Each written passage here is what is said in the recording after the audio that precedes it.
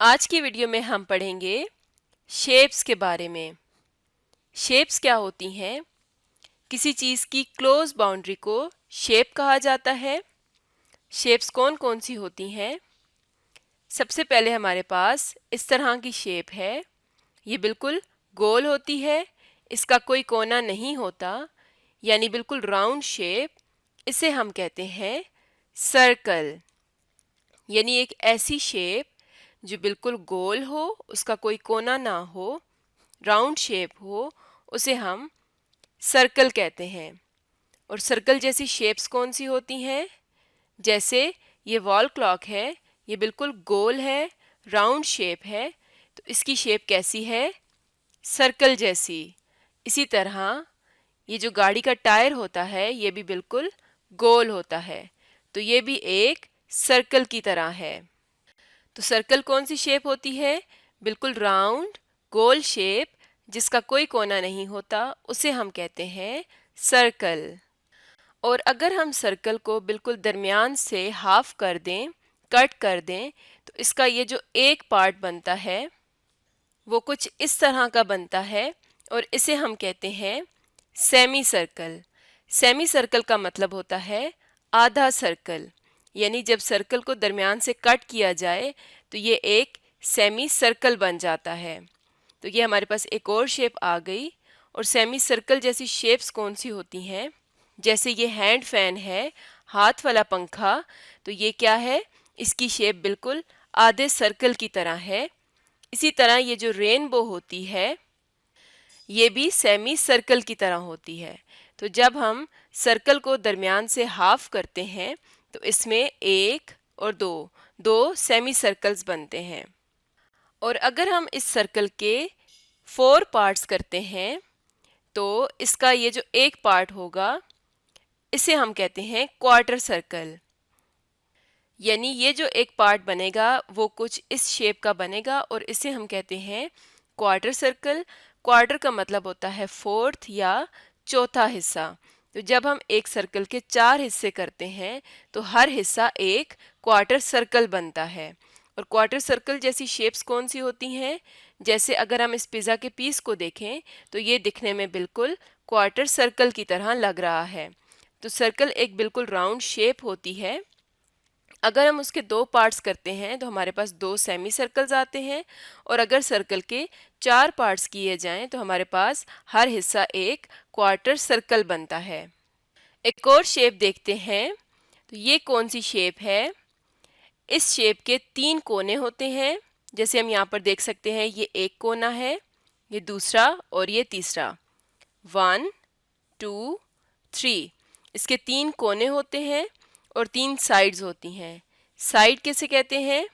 एक कोने से लेकर दूसरे कोने तक ये जो डिस्टेंस या फासला है, इसे हम कहते हैं साइड।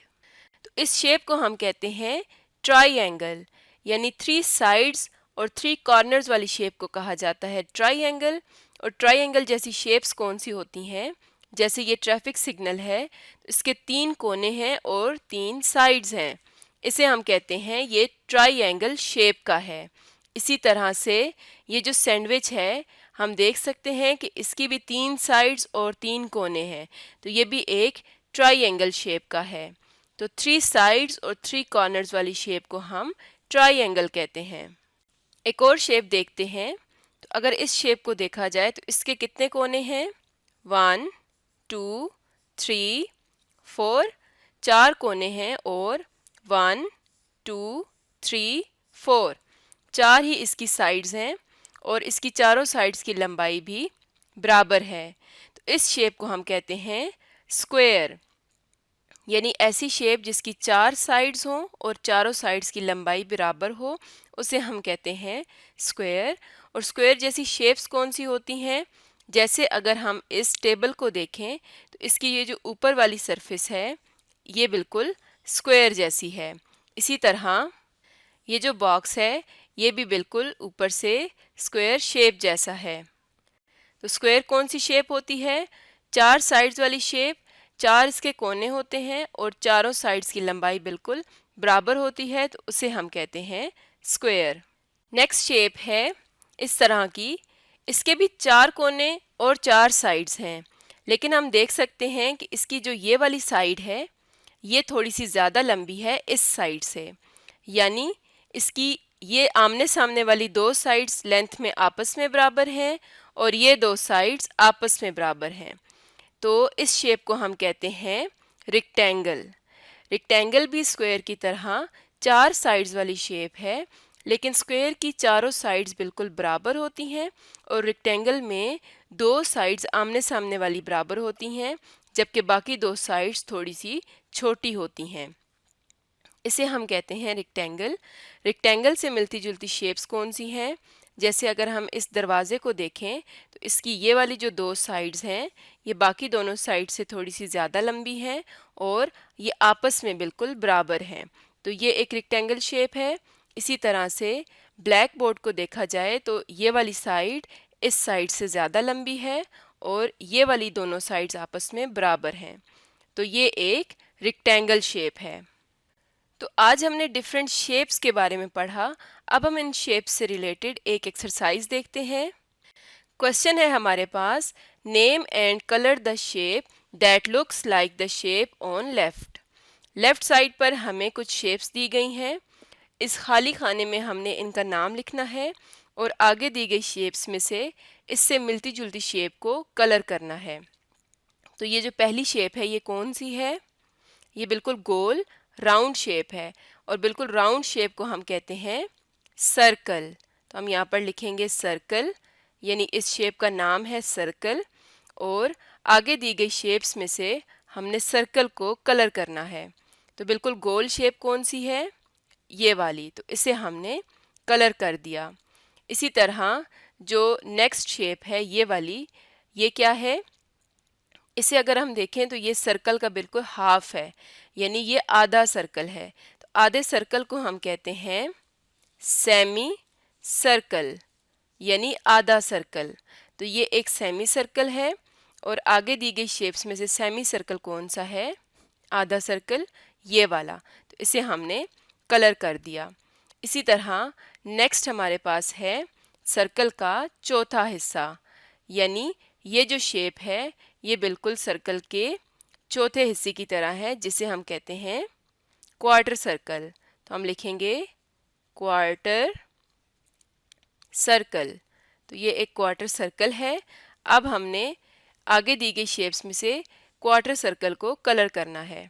तो इनमें चौथा हिस्सा कौन सा है सर्कल का? ये वाला। तो इसे हमने कलर कर दिया। नेक्स्ट हमारे पास जो शेप है ये 4 साइड्स वाली शेप है और इसकी चारों साइड्स बराबर लग रही हैं। तो ये क्या है? स्क्वायर। तो यहाँ पर हम लिखेंगे स्क्वायर और आगे दी गई शेप्स में से हम स्क्वायर को कलर करेंगे। तो अगर हम इन शेप्स में देखें तो स्क्वायर कौन सा है? ये जो शेप है इसमें चारों साइड्स बराबर नहीं है, लेकिन इस शेप में चारों साइड्स बराबर लग रही हैं, तो ये एक स्क्वायर है। इसी तरह नेक्स्ट जो शेप है उसमें भी 4 साइड्स हैं, लेकिन ये जो आमने सामने वाली दो साइड्स हैं ये थोड़ी ज़्यादा लंबी हैं, तो इस शेप को हम कहते हैं रेक्टेंगल। तो ये एक रेक्टेंगल है और आगे दी गई शेप्स में से हम रेक्टेंगल को कलर करेंगे। तो रेक्टेंगल शेप कहाँ पर है? ये वाली। तो इसे हमने कलर कर दिया। नेक्स्ट देखते हैं, तो ये 1 2 3 कॉर्नर्स वाली शेप है और 3 कॉर्नर्स और 3 साइड वाली शेप को हम कहते हैं ट्राइएंगल। तो ये क्या है? एक ट्राइएंगल है और आगे दी गई शेप्स में से ट्राइएंगल कहाँ पर है? यहाँ पर। तो इसे हमने कलर कर दिया। तो आज हमने पढ़ा डिफरेंट शेप्स के बारे में।